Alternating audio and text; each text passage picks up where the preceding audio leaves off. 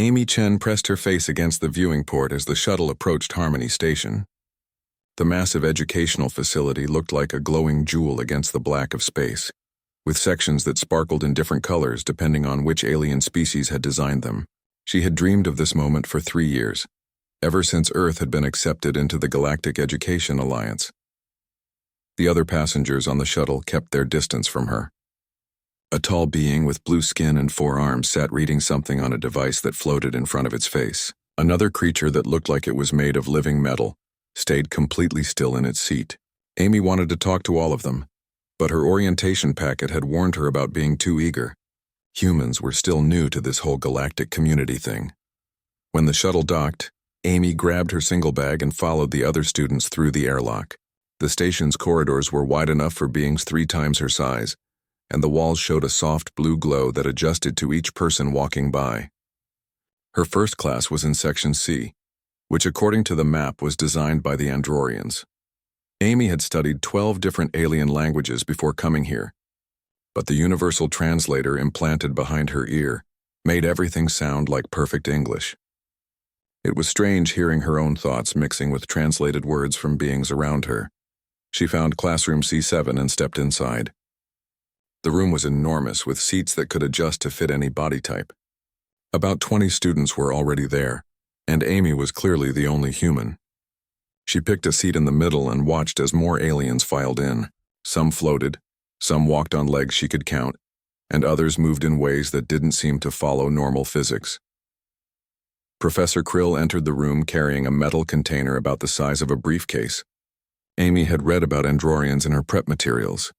They looked like they were made of living crystal, tall and elegant, with faces that changed color to show emotions.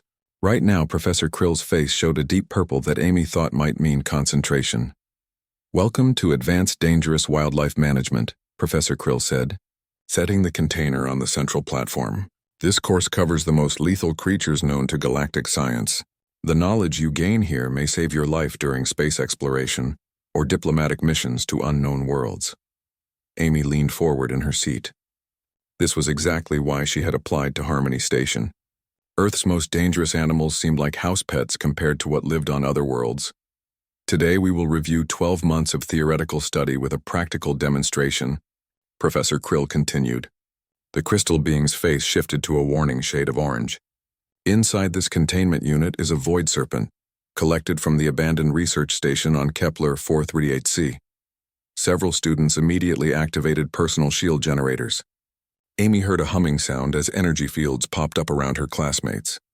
The student next to her, who had 6 eyes arranged in a circle around its head, moved its chair backward until it was against the wall. "Void serpents are considered among the most dangerous creatures in known space," Professor Krill explained, touching controls on the container. "They can phase through solid matter at will.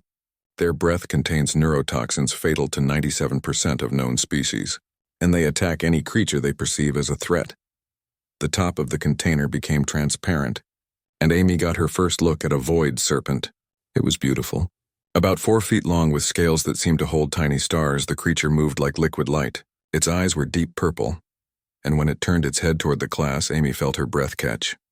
"No sentient species has ever made direct contact with a void serpent and survived," Professor Krill said. "They are studied only through remote observation and automated systems. The toxins in their breath can kill most beings in under 30 seconds. Amy watched the serpent move around its container. Something about its movement seemed wrong to her, but she couldn't put her finger on what. She had spent her childhood catching snakes and lizards in the hills behind her house. Her parents had always been amazed that dangerous animals seemed calm around her. "The serpent you see here was captured using automated systems after it killed 3 researchers on Kepler 438c, Professor Krill continued. "It has been in containment for 8 months. Notice how its coloration shifts between silver and black. This indicates high aggression levels." But Amy didn't think the serpent looked aggressive. She had seen aggressive snakes before and they moved differently. This one seemed almost sad. "For today's exercise, you will observe the serpent's behavior and identify the warning signs that precede an attack," Professor Krill said. "Remember, this creature can phase through the containment field if it chooses to, so maintain maximum safe distance." Amy raised her hand. The classroom fell completely silent. Even Professor Krill's crystal face went from orange to a surprised yellow. "Yes, Miss Chen," the professor said. Amy stood up slowly. "Professor, I was wondering, may I hold it?" The reaction was immediate. 3 students activated emergency beacons. The 6-eyed alien next to her made a sound like a broken whistle and fainted. Another student, made of what looked like living gas, dispersed itself across half the room. Professor Krill's face went through several colors before settling on a shocked white. "Miss Chen, I'm not sure you understand. Direct contact with a void serpent means instant death. No being has ever touched one and lived. But how do we really know if no one's ever tried?" Amy asked, taking a step toward the container. Maybe the research is incomplete. The professor's crystalline structure actually flickered, which Amy had learned meant extreme surprise. "Miss Chen, the lethality of void serpents is established scientific fact. They have killed hundreds of researchers across dozens of species." Amy looked at the serpent again. It had stopped moving and was looking directly at her. "I understand the risks, Professor, but look at how it's moving. Those aren't attack patterns. I think it might be sick." "Sick?" Professor Krill moved closer to the container. "What do you mean?" "Watch how it phases," Amy said, pointing at the serpent. "It's not smooth. A healthy snake moves with confidence. This one looks lonely."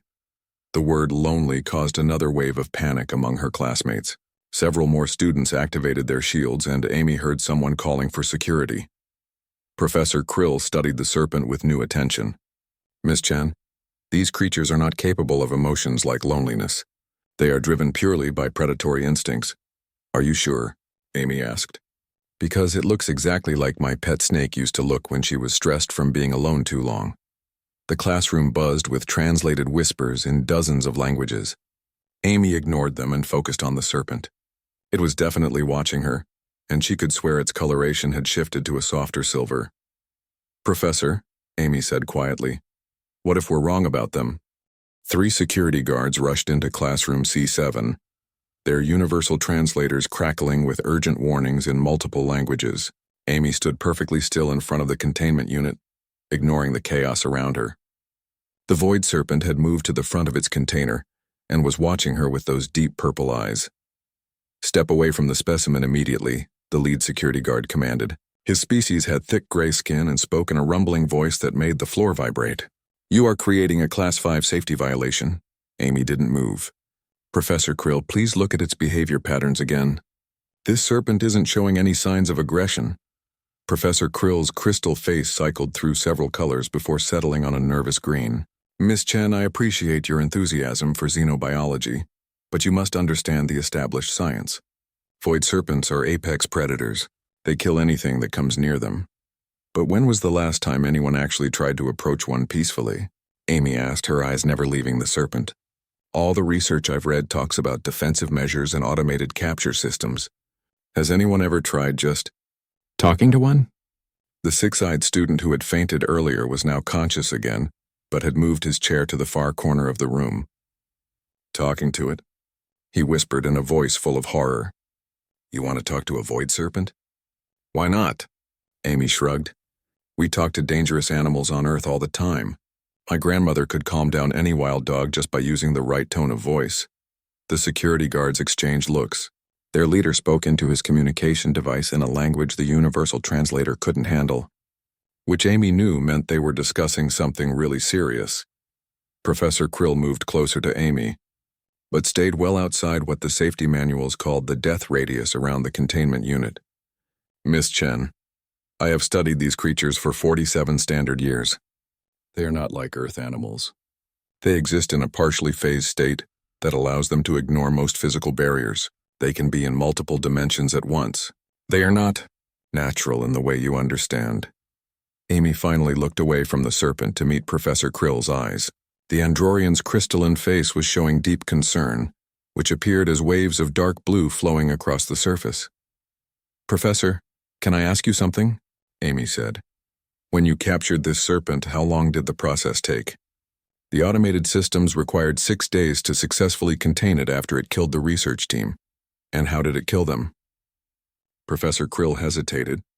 "The official report states that it phased through the research station's walls and released toxins into the air circulation system." Amy nodded slowly. so it didn't attack them directly. It went after their life support system. The result was the same, Miss Chen. 3 researchers died. But think about it, Amy said, turning back to the serpent. If this creature can phase through walls and kill anything instantly, why did it take 6 days to catch?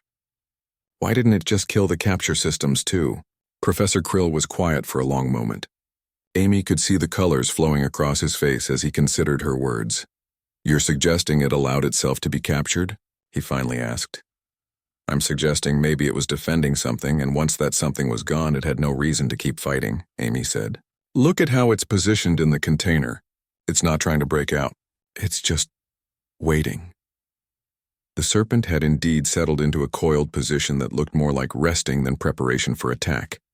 Its scales showed a steady silver glow instead of the aggressive silver and black pattern Professor Krill had described. Even if your theory has merit, Professor Krill said carefully, the risk of direct contact remains too high. The safety protocols exist for good reasons. Amy walked closer to the container. Several students screamed, and she heard more emergency beacons activating around the room. What if we tested it gradually? She suggested. I could put my hand near the containment field first. If the serpent shows aggression, I'll back away immediately. Absolutely not, the security chief rumbled. Human, you will step away from the specimen now, or we will activate emergency containment protocols. Amy looked around the classroom. Every single one of her classmates was pressed against the walls, their various shield systems glowing with protective energy. Professor Krill stood frozen between professional curiosity and absolute terror. Professor, Amy said quietly, I know this goes against everything you've been taught, but what if we're wrong? What if these creatures aren't monsters at all? The void serpent moved closer to the front of its container. Amy was now close enough to see the intricate patterns in its scales, each one containing what looked like a tiny galaxy. The creature was absolutely beautiful, and Amy felt the same sense of wonder she had experienced as a child when she first held a wild snake. I've been studying animal behavior since I was 5 years old, Amy continued. On Earth, we have creatures that everyone thinks are dangerous, but they're usually just scared or protecting something. This serpent has been alone in a box for 8 months. Look at it. Really look at it. Professor Krill moved slightly closer, his scientific curiosity overriding his caution. The serpent's coloration had indeed shifted to a softer pattern, and its movements were fluid rather than aggressive. Miss Chen, Professor Krill said slowly, what exactly are you proposing? Amy smiled for the first time since entering the classroom. I'm proposing we find out what happens when someone approaches a void serpent with curiosity instead of fear. The security chief activated his emergency beacon. This is Security Chief Bricks to command. We have a human attempting to make contact with a Class A lethal specimen. Request immediate backup and emergency containment protocols. But Amy was no longer listening to the security warnings or the panicked whispers of her classmates. She was focused entirely on the serpent, which had begun to emit a soft, musical hum that the universal translator couldn't parse. Professor, Amy said, her hand moving slowly toward the containment field. I think it's trying to communicate. Station Commander Ortez arrived in classroom C7, just as Amy's fingertips touched the edge of the containment field. The room fell completely silent except for the soft humming sound coming from the void serpent. Even the emergency beacon stopped chirping. Nobody move, Commander Ortez ordered, though her voice was barely above a whisper. The tall woman with dark skin and silver hair had commanded Harmony Station for 12 years, and Amy had read that she had never lost a student to any kind of accident. Amy felt the energy from the containment field tingling against her fingers. The serpent had moved as close to her hand as the barrier would allow, and she could see her own reflection in its deep purple eyes. Hello there, Amy said softly, the same tone she had used with scared animals back home. You look lonely. The serpent's humming grew slightly louder and the patterns in its scales began to shift. Instead of the random swirling Professor Krill had described as signs of aggression, Amy could see definite shapes forming in the creature's skin. They looked almost like flowers. Professor Krill, Commander Ortez said quietly, what is the current containment field strength? Maximum setting, Commander. The field should be lethal to any creature that attempts to pass through it. Amy studied the serpent's behavior more carefully. I don't think it's trying to get through the field, she said. I think it's trying to show me something. The shapes in the serpent's scales were definitely becoming more complex. Amy could make out what looked like trees or maybe coral formations. The creature was creating pictures in its own skin. It's trying to communicate, Amy breathed. Professor, has anyone ever documented this behavior before? Professor Krill moved closer, his crystal face showing deep fascination despite the danger. Never. Void serpents in captivity typically show only basic survival behaviors. This level of complex pattern generation is unprecedented. Amy pressed her palm flat against the containment field. The energy barrier sparked and crackled but held firm. The serpent immediately pressed its head against the same spot, separated from Amy's hand by only the thin layer of deadly energy. Commander, Amy said without taking her eyes off the serpent, what if I asked you to lower the containment field? Absolutely not, Commander Ortez replied immediately. That creature could kill everyone in this room in seconds. But what if it doesn't want to? Amy asked. Look at its body language. I've worked with aggressive snakes before, and this isn't what aggression looks like. The serpent had wrapped itself in a loose coil, with its head remaining pressed against the field where Amy's hand waited. The patterns in its scales were now showing something that looked unmistakably like a landscape, complete with what might have been a sunrise. Miss Chen, Professor Krill said carefully, even if your interpretation of its behavior is correct, the risk remains too high. One miscalculation could result in multiple casualties. Amy thought about all the times she had been told similar things on Earth. Don't touch the snake. Don't approach the spider. Don't try to help the injured bird. She had ignored those warnings too, and every time the animal had responded to kindness instead of fear. What if we compromised? Amy suggested. Lower the field strength just enough for me to make physical contact, but keep it active enough to stop the serpent if it tries to attack? Commander Ortez and Professor Krill exchanged a look that needed no translation. Amy could practically hear them having an argument with their eyes. There is no precedent for such a procedure, Professor Krill said finally. There's no precedent for a lot of things humans do, Amy replied. That's kind of our specialty. The serpent's humming had changed pitch, becoming more musical. Amy realized it was responding to the rhythm of her speech, creating harmonies with her voice. Commander, Amy said, I know this is dangerous, but what if we're missing something important because we're too scared to try? What if these creatures aren't killers at all? Commander Ortez was quiet for a long moment, studying both Amy and the serpent. Finally, she activated her communication device. This is Commander Ortez to Medical Bay. I need a full emergency response team standing by in classroom C7 immediately. She paused, then added, and bring the xenobiology specialists. We may be witnessing a first contact scenario. Amy's heart jumped. Does that mean? It means we're going to try something incredibly stupid, Commander Ortez said. Professor Krill, reduce containment field strength to minimum viable levels. If that serpent makes any aggressive movement, restore full power immediately. Professor Krill's face went through every color Amy had seen and several new ones. Commander, I must protest. This violates every safety protocol in the Galactic Xenobiology Handbook. So did humanity joining the Galactic Education Alliance. Commander Ortez replied. Sometimes you have to take risks to learn something new. Amy felt the energy field weaken around her fingers. The crackling sensation faded to a gentle tingling, and she could sense the space between her hand and the serpent's head growing smaller. Easy, she whispered to the creature. I'm not going to hurt you. The serpent's scales brightened, showing patterns that now looked like a celebration of some kind. Tiny sparkles of light danced across its skin like fireworks. Amy took a deep breath and pushed her hand through the weakened containment field. The classroom held its breath. Security guards raised their weapons. Professor Krill stood ready to restore full containment power. Amy's fingers touched the void serpent's scales. Nothing happened for a moment. Then the serpent began to purr. It was the most beautiful sound Amy had ever heard, like wind chimes mixed with whale songs.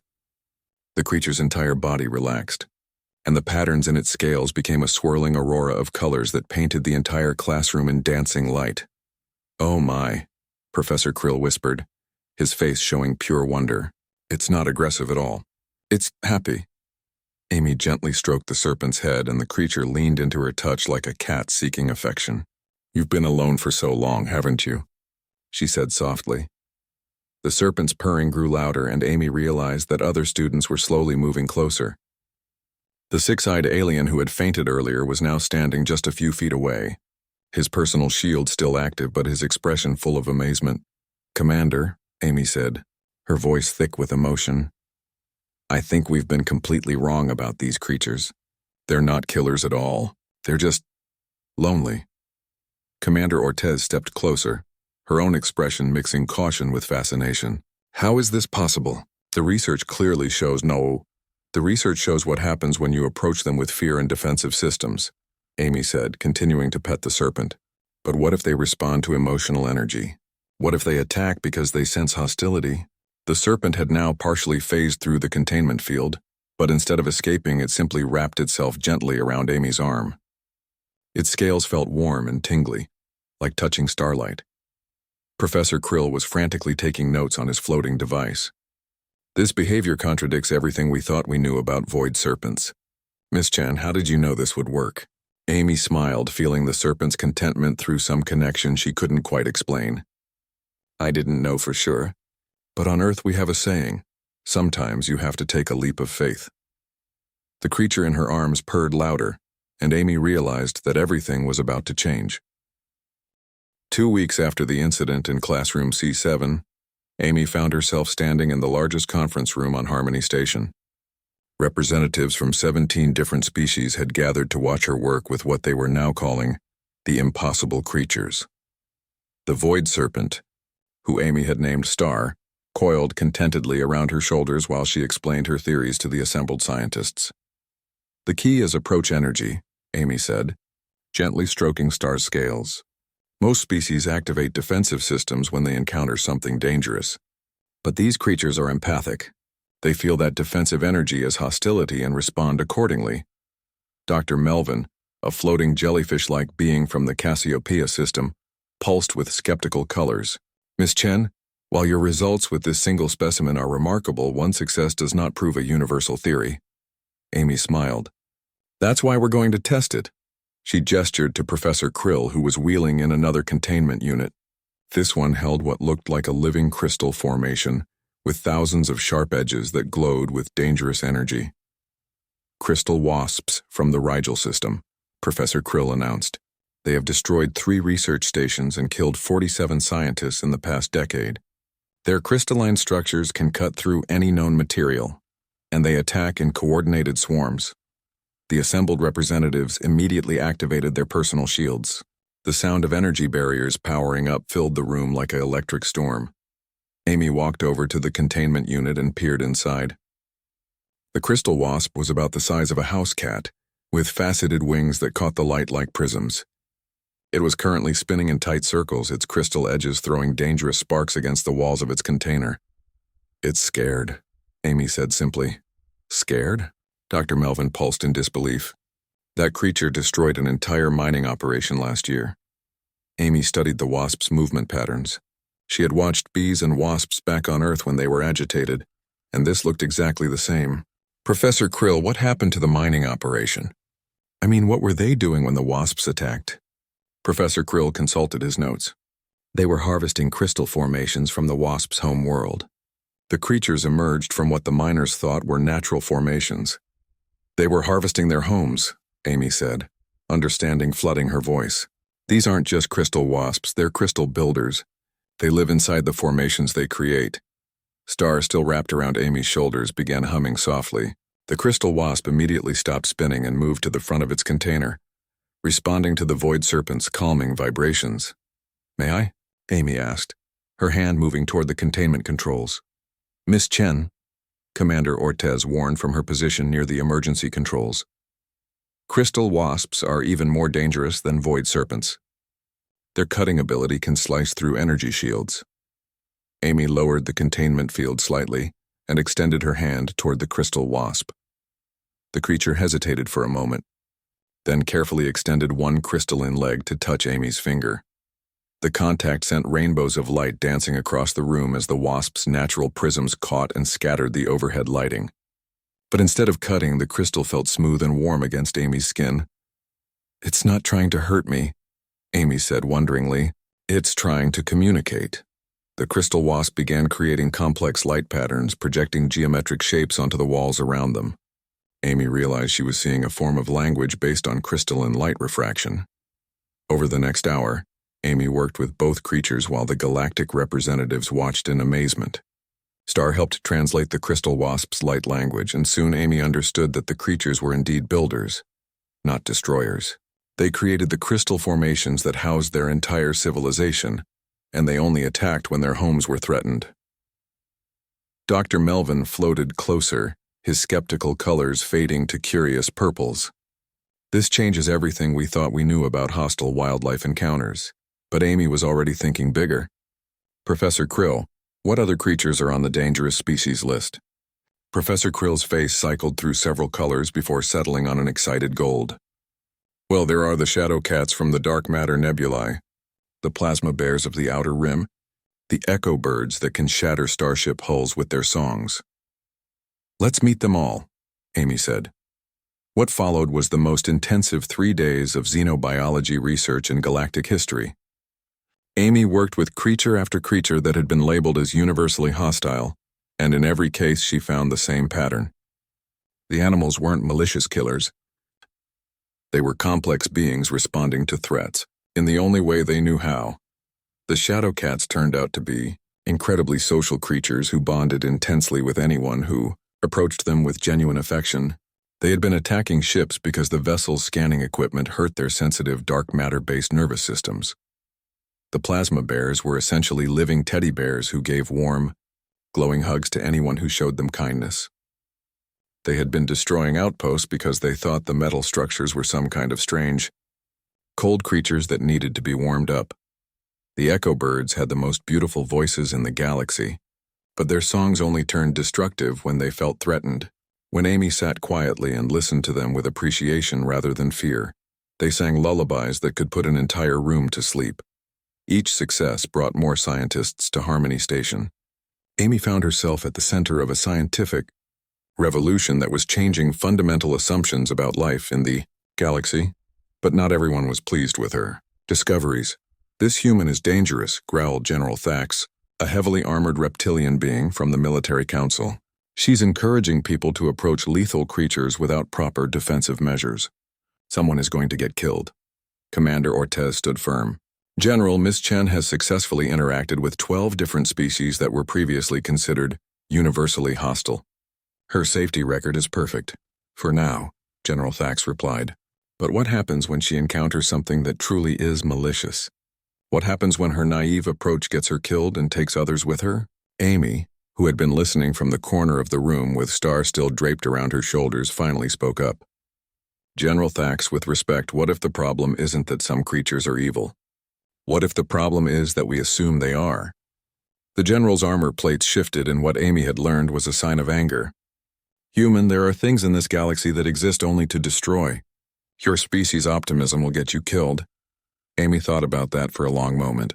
Maybe, but what if it saves us instead? The debate continued for hours, but Amy knew she had already won. The evidence was clear, and more importantly, word was spreading throughout the galaxy. Other species were beginning to try her methods, and the results were consistently positive. 3 months after the first Void Serpent encounter, Amy received a message that would change everything. It came from the edge of known space where a new species had just appeared. They were called the Devourers, and they had destroyed every probe and ship sent to make contact. The Galactic Council was preparing for war, but Amy had a different idea. Amy stood in the shuttle bay of Harmony Station, checking her equipment one final time. The small ship behind her was completely unarmed, carrying no shields, no defensive systems, and no weapons of any kind. Star coiled around her neck, humming softly, while representatives from the Galactic Council argued in at least 12 different languages behind her. This is madness, General Thax declared, his armor plates clicking with agitation. You're going to approach an unknown hostile species with nothing but good intentions. They've destroyed 18 ships in the past month. Amy turned to face the assembled council members. 6 months ago, she had been just another exchange student. Now she was preparing to make first contact with beings that had the entire galaxy terrified. General, every one of those ships approached the Devourers with active weapons and full defensive systems. Amy said calmly, what if that's exactly why they were destroyed? Commander Ortez stepped forward, her expression mixing pride with worry. Amy, I understand your reasoning and your track record speaks for itself. But this is different. We know nothing about these beings except that they're hostile to contact. Amy smiled, the same expression she had worn when she first asked to hold a void serpent. Commander, that's exactly what we said about Star and every other creature I've worked with. What if the Devourers aren't hostile at all? What if they're just scared? Dr. Melvin pulsed with concerned colors.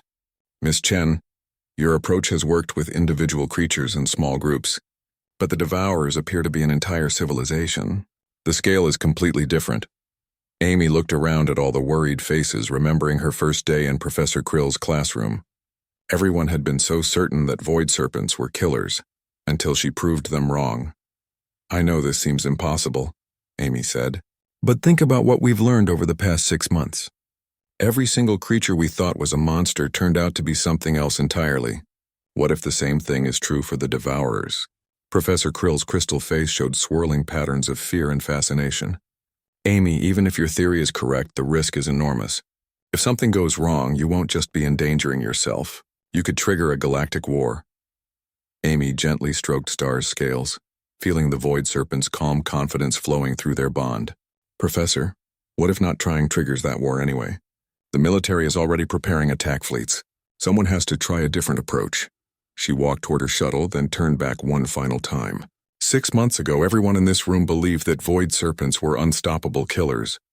Now Star sleeps in my dorm room and helps me with my homework. Maybe it's time to trust that there might be more friends in this galaxy than enemies. The shuttle journey to the edge of known space took 3 days. Amy spent the time reviewing everything she had learned about interspecies communication and animal behavior. Star helped by demonstrating different emotional states through color changes, teaching Amy to recognize the subtle signs that indicated fear versus aggression. When the Devourer ship finally appeared on her sensors, Amy's breath caught. It was massive, easily 10 times the size of Harmony Station, and it seemed to absorb light rather than reflect it. The hull looked organic, like it had been grown rather than built. This is Amy Chen of Harmony Station to the unknown vessel. She broadcast on all frequencies. I'm here alone and unarmed. I'd like to talk. The response was immediate and overwhelming. Amy's instruments went crazy as the Devourer ship scanned her with energies she couldn't identify. For a moment, she wondered if she had made a terrible mistake. Then her communication system crackled to life with a sound that made her heart race. It was the same kind of humming that Star made when she was content, but deeper and more complex. Like a whole orchestra of void serpents singing together.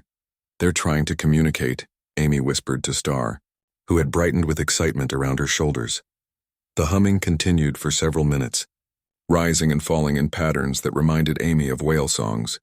She found herself humming along, matching the pitch and rhythm as best she could. Gradually, the Devourer ship began to change.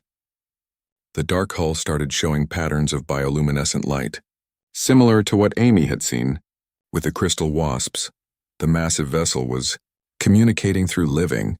Ardite Amy's shuttle was suddenly surrounded by a gentle energy field that felt warm and welcoming, rather than threatening. She felt herself being drawn toward the Devourer ship, but there was no force or violence to it. It was more like being invited inside. As her shuttle passed through what she assumed was some kind of docking bay, Amy got her first look at the Devourers themselves. They were beautiful, flowing creatures that seemed to be made of living energy and organic matter combined. They moved like graceful dancers, and their entire ship was alive around them. When Amy stepped out of her shuttle with Star still around her shoulders, she was surrounded by dozens of the beings. Up close, she could see that they weren't threatening at all. They were curious, reaching out with tentacles of pure light to gently touch her hair and clothes. One of the larger Devourers approached her, its body pulsing with soft colors. When it spoke, Amy's universal translator rendered its words in a voice full of wonder and relief. "You are not afraid," the being said. "All the others who came to us brought fear and weapons. We tried to defend ourselves, but we did not understand why they attacked us." Amy felt tears forming in her eyes as the truth became clear. "You weren't attacking anyone, were you? You were trying to protect yourselves from what you thought were hostile invaders." "Yes," the Devourer replied, its colors shifting to sad blues and purples. "We have been alone for so long. When we detected your civilization, we hoped for friendship, but every ship that came to us was armed for war. Star unwound from Amy's shoulders and floated toward the Devourer, her scales showing patterns of greeting and friendship. The alien being gently touched the void serpent with a tendril of light, and both creatures began humming together in harmony. "We understand each other," the Devourer said, its colors brightening to warm golds and greens. "Your small friend speaks the old languages, the ones used by empathic species before fear divided the galaxy." Amy spent 3 days aboard the Devourer ship, learning about their civilization and sharing stories about her work with the creatures everyone thought were monsters. The Devourers were artists and philosophers, beings who experienced emotion through color and touch. They had been searching for others like them for centuries, hoping to find species that communicated through empathy rather than aggression. When Amy finally returned to Harmony Station, she brought with her a delegation of Devourers who were eager to meet the other species in the galaxy. The news of successful first contact spread through all civilized worlds within hours. The welcoming ceremony was held in the largest amphitheater on Harmony Station, with representatives from hundreds of species in attendance. Amy stood at the center of it all, watching as beings who had been enemies just days before were now sharing art and music and stories. Professor Krill approached her as the celebration continued around them. His crystal face showed every color Amy had ever seen, a living rainbow of joy and amazement. "Amy," he said, "you've changed everything. The interspecies empathy program you proposed has been approved for implementation across all educational facilities. We're going to teach your methods to diplomats, scientists, and explorers throughout the galaxy." Amy smiled, watching as a young Centaurian student carefully petted one of the crystal wasps, while a Devourer showed them both how to create light patterns with their hands. "Professor, I didn't really do anything special," Amy said. "I just asked the same question I asked in your classroom 6 months ago." "Which question was that?" Professor Krill asked. Amy's smile grew wider as she watched Star playing with a group of alien children, all of them laughing as the void serpent created tiny galaxies in her scales for their amusement. "May I hold it?" Amy said simply. "Sometimes the most dangerous thing you can do is assume that everyone else is your enemy. And sometimes the bravest thing you can do is reach out your hand and offer friendship instead." Above them, the stars shone down on a galaxy that was suddenly full of new possibilities, where the most feared creatures had become the most beloved friends, and where a simple human question had changed the course of galactic civilization forever.